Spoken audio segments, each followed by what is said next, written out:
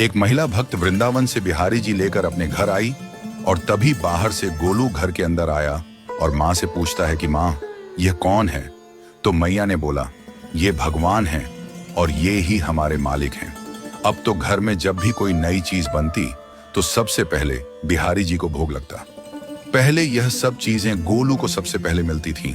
इससे गोलू बहुत चिढ़ने लगा और मन ही मन ठाकुर जी को कोसने लगा।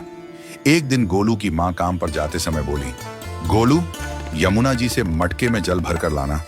जब गोलू पानी भरने के लिए जाने लगा तो जाते जाते बिहारी जी को कहने लगा, खाने के लिए तो सबसे पहले तैयार रहते हो, लेकिन काम तो मुझे ही करना पड़ता है। अगर यहाँ रहना है तो काम करो। कहकर गोलू यमुना जी से जल भरने के लिए चल पड़ा।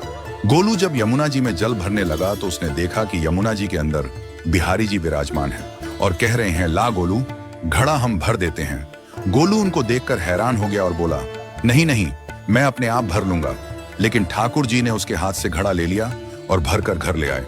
गोलू घर आकर डर रहा था कि अगर माँ को पता लगा कि मैंने ठाकुर जी से काम करवाया है तो आज मेरी पक्की पिटाई होगी।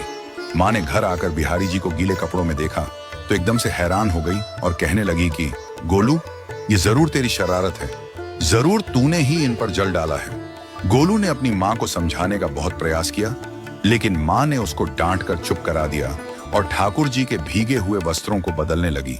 अगले दिन जब माँ ने गोलू को अनाज पिसवाने का काम दिया तो बिहारी जी फिर अनाज का कनस्तर ले आए और माँ को ठाकुर जी के वस्त्रों के ऊपर सूखा आटा पड़ा मिला। तो माँ ने फिर गोलू को डांटा कि तुझे पता नहीं कि ये हमारे भगवान हैं और तू भगवान के साथ शरारत करता है।